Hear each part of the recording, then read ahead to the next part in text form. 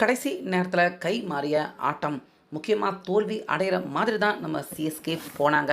ஆனாலுமே முக்கியமாக பார்த்தீங்கன்னா நம்ம சஞ்சு சாம்சன் அவர் எந்தெந்த ஆட்டமெல்லாம் சிறப்பாக விளையாடுறாரோ நிச்சயமாக அந்தந்த ஆட்டங்கள் எல்லாத்துலேயுமே சிஎஸ்கே ஜெயிப்பாங்க அப்படிங்கிறத இன்னைக்கு மீண்டும் ஒரு முறை பார்த்தீங்கன்னா சஞ்சு சாம்சன் அவர் நிரூபித்து கொடுத்துருக்காரு. திரும்பவும் ஒரு முறை நம்ம சிஎஸ்கே அணிக்காக ஒரு சாதனை ஆட்டத்தை சஞ்சு சாம்சன் அவர் இன்னைக்கு விளையாண்டு கொடுத்துருக்காரு. ஸோ இந்த ஆட்டத்தினுடைய ரிசல்ட்டு இந்த ஆட்டம் முடிஞ்சதுக்கப்புறமா பாயிண்ட்ஸ் டேபிளில் நம்ம எடுத்து பார்க்குறப்ப நம்ம சிஎஸ்கே அணி அடுத்த கட்டத்துக்கு நகர்ந்திருக்காங்க.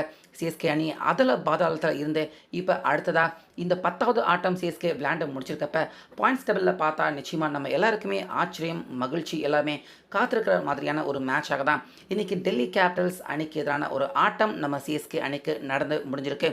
ஸோ அப்படி இந்த மேட்ச்சில் இன்றைக்கி ஆரம்பத்தில் டாஸில் இருந்து ஆட்டம் முடிகிற வரைக்கும் கடைசி வரைக்கும் என்னென்ன சம்பவங்கள் நடந்துச்சு ஹைலைட்ஸாக இப்போது இந்த வீடியோவில் பார்த்துடலாம்.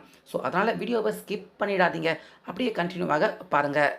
இதில் வழக்கம் போல் டாஸ் தோல்வி நாயகனான ருத்ராஜ் அவர் இன்றைக்கும் பார்த்தீங்கன்னா டாஸ் ஜெயிக்கல. அக்ஷர் பட்டேல் டாஸ் ஜெயிச்சார். ஆனால் அவர் ஏன் இந்த முடிவை எடுத்தார் அப்படின்னு தெரில. ஏன்னா நம்ம எல்லாருமே பார்த்துருக்கோம், ஐபிஎல்லில் இந்த வருஷம் டாஸ் ஜெயிக்கிற டீம் அவங்க ரன் சேசிங் எடுத்துக்குவாங்க. ஃபஸ்ட்டு பேட்டிங் டாஸ் தோக்கிற டீம் தான் ஃபஸ்ட்டு பேட்டிங் பண்ணுவாங்க. ஆனால் இன்றைக்கி அக்ஷர் பட்டேல் பார்த்தீங்கன்னா அவங்களுடைய ஹோம் கிரவுண்ட் தான் டெல்லி அருண் ஜேட்லி கிரிக்கெட் ஸ்டேடியம். நாங்களே ஃபஸ்ட்டு பேட்டிங் பண்ணிக்கிறோம் அப்படிங்கிற முடிவை அக்ஷர் பட்டேல் எடுக்கிறாரு. ஸோ இதனால் நிசனக்கா கேஎல் ராகுல் 2 பேருமே ஓப்பனராக வராங்க. 2 பேருமே ஒரு 2-3 ஓவர் விளையாண்டாங்க, ரன்ஸ் பெருசாக அடிக்கல. ஆனாலுமே நிசனக்கா பார்த்தீங்கன்னா திடீர்னு 19 ரனில் அவுட் ஆகிறாரு. அதுக்கப்புறமா பின்னாடியே கேஎல் ராகுல் பிக் இன்னிங்ஸ் எங்கே இன்றைக்கி விளையாண்டுருவாரோ அப்படின்னு நம்ம பயந்துக்கிட்டு இருந்தால் அவரும் 12 ரன்னுக்கு அவுட் ஆகிறாரு. அதுக்கப்புறமாக ராணா ஒரு 15 ரன், கருண் நாயர் அவரும் 13 ரன் தான் எடுத்தார். இம்பேக்ட் பிளேயராக உள்ளே வந்தார், 13 ரன்னுக்கே அவுட் ஆகிட்டார். அதுக்கப்புறமா அக்ஷர் பட்டேல், கேப்டன் அக்ஷர் பட்டேல் அவரும் பிக் இன்னிங்ஸ் விளையாடுவார் அப்படின்னு பார்த்தா அவருமே கூட 2 ரன் தான் எடுத்தார். ஸோ இப்படி பொட்டுன்னு டெல்லி கேபிட்டல்ஸ் அணி ரன் எடுக்க முடியாமல் தடுமாறினாங்க, விக்கெட்டுகளை இழந்துக்கிட்டே இருந்தாங்க. ஓவராலாக 10 ஓவருக்கு 70 ரன் தான் எடுத்திருப்பாங்க, 5 விக்கெட்டை இழந்துட்டாங்க டெல்லி கேபிட்டல்ஸ். ஸோ அந்த டைமில் தான் பார்த்தீங்கன்னா ஸ்டப் அவர் வந்தார். ஸ்டப் அவரை ஆரம்பத்தில் தூக்கியிருக்கலாம், நூர் அகமது ஒரு கேட்சை தவற விட்டார். ஸோ அந்த வாய்ப்பை கெட்டியாக பிடிச்சிக்கிட்ட ஸ்டப் சமீர் ரிஸ்வி அவர் கூட பார்ட்னர்ஷிப் போட்டார். 2 பேருமே அதிரடியாக விளையாண்டாங்க. அதே நேரத்தில் பொறுப்பாகவும் 2 பேரும் விளையாண்டாங்க. அப்படிங்கிறதால டெல்லி அணியின் ஸ்கோர் பார்த்தீங்கன்னா கணிசமாக உயர்ந்துக்கிட்டே இருந்துச்சு. டெல்லி அணி ஒரு கட்டத்தில் எல்லாம் பார்த்தீங்கன்னா 120-30 தாண்ட மாட்டாங்க அப்படின்னு நினச்சிக்கிட்டு இருந்தா இவங்க 2 பேருமே நல்லா விளையாண்டதால் ஸ்டப் கடைசி வரைக்கும் ஒரு மாதிரி நின்றார். ஆனாலுமே 38 ரன் எடுத்து கொடுத்தாரு. அதுக்கப்புறமா சமீர் ரிஸ்வி கடைசி வரைக்கும் நாட் அவுட் ஆகாமல் நின்றார்.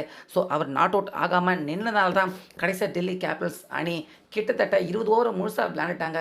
155 ரன்கள் எடுத்திருந்தாங்க. இதில் சமீர் ரிஸ்வி 40 ரன்கள் எடுத்திருந்தார்.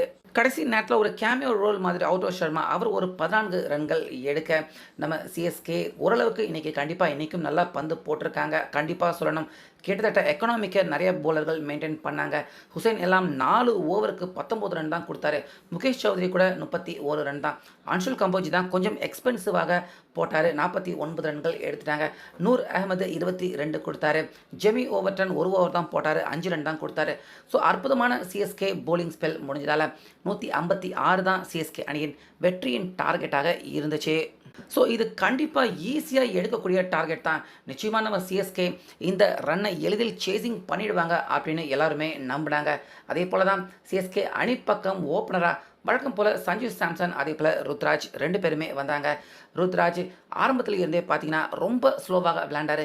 ஸோ அப்போ தான் பார்த்தீங்கன்னா நமக்குமே ஒரு விஷயம் புரிய வருது, டெல்லி கேபிட்டல்ஸ் அவங்களும் ஸ்லோவாக விளையாண்டாங்க, ரன்ஸ் எடுக்க கஷ்டப்பட்டாங்க, பேட்டிங் பண்ணவும் பேட்ஸ்மேன்கள் எல்லாருமே கஷ்டப்பட்டாங்க.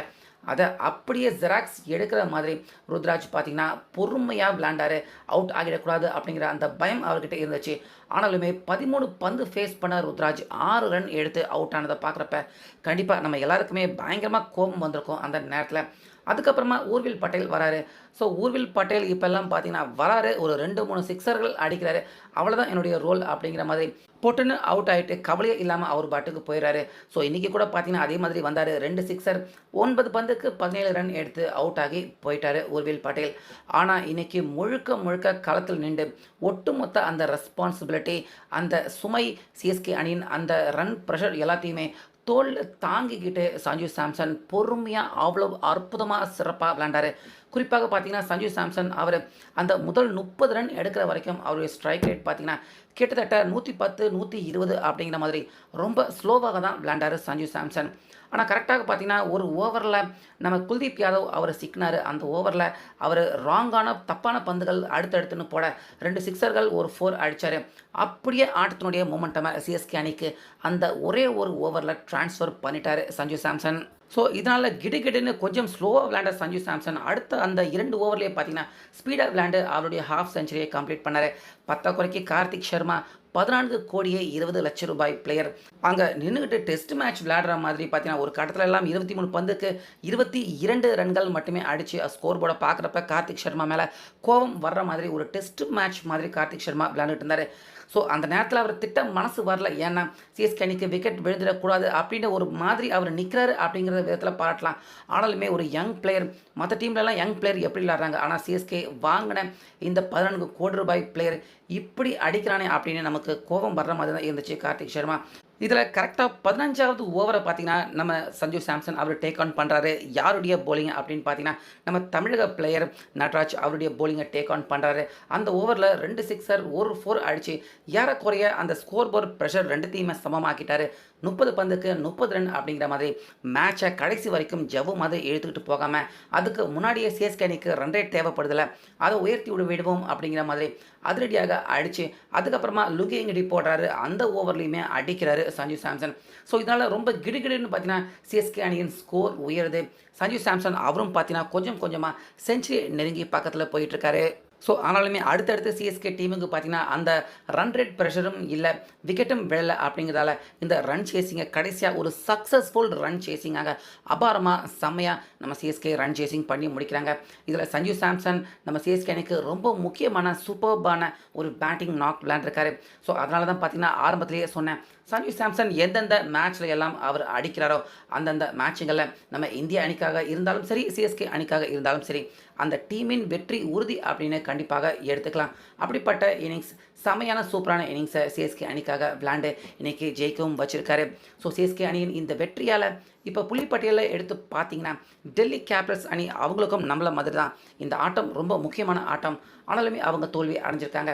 இதனால் பிளே ஆஃபுக்கு அவங்களுக்கு இருந்த அந்த கடைசி வாய்ப்பை ஏறக்குறைய டெல்லி கேபிட்டல்ஸ் அணி அவங்களுமே இழந்திருக்காங்க அப்படின்னு தான் சொல்லணும். ஆனால் நம்ம சிஎஸ்கே அணி ரன் ரேட் பார்த்திங்கன்னா இந்த சிஎஸ்கே அணியின் இந்த வெற்றியால் ரன் ரேட் அதிகமாக இருக்குது.